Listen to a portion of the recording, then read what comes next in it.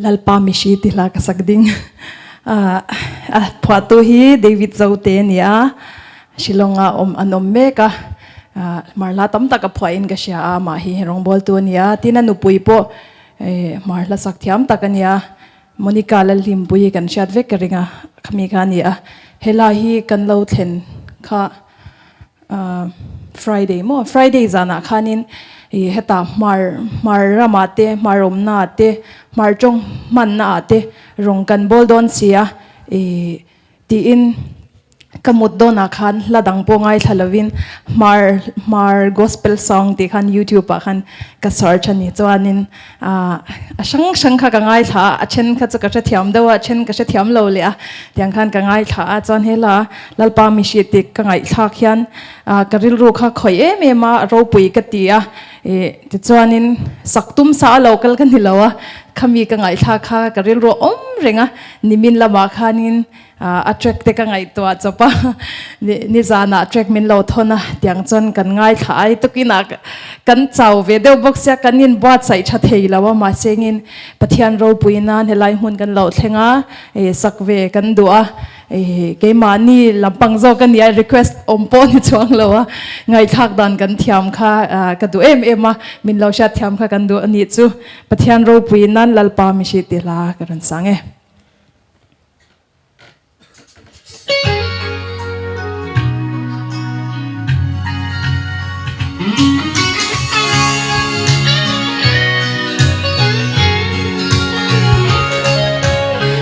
sapna katuk hai lal pashit puya sulim him leng ve hain meleng moi suk zul tu ani lem si zanin mithi le jin kong hi har sa sin khom lalpan rer sulanay no kata tinga charu danilem si ingim hisan leyatungan ni lalpashit no ingkom katugano ka samzai kong timtungay ka kita amu chelno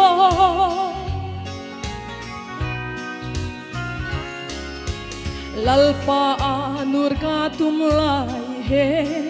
hinna thua hum tum idam na din cross putin ka thit na din kalvari tang chu ka pan ingim hisan leyatlung ani lalpashit no ingkong katugano ka samzai kong timtung ekha ka mikhita amu chelno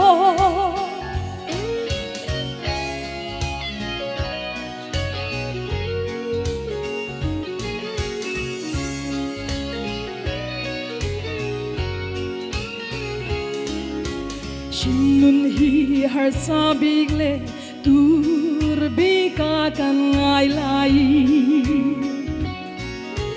kalal tur na ka enchun ka rinum tur hai nek si amin mutir ingim hisan leyatungan di lalpashit ingkong katugno ka samzai kong timtung ekha ka mikhita amu chelno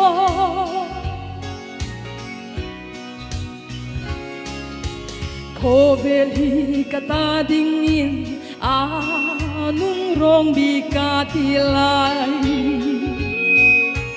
Krista zara ka chanding ka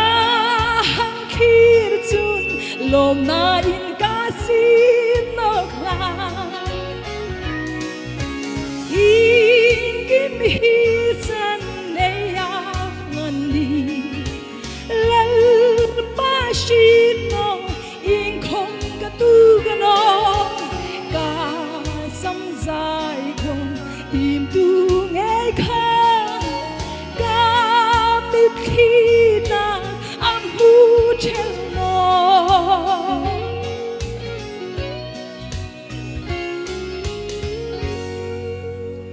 Amen hallelujah lalpan ro poina chang ro che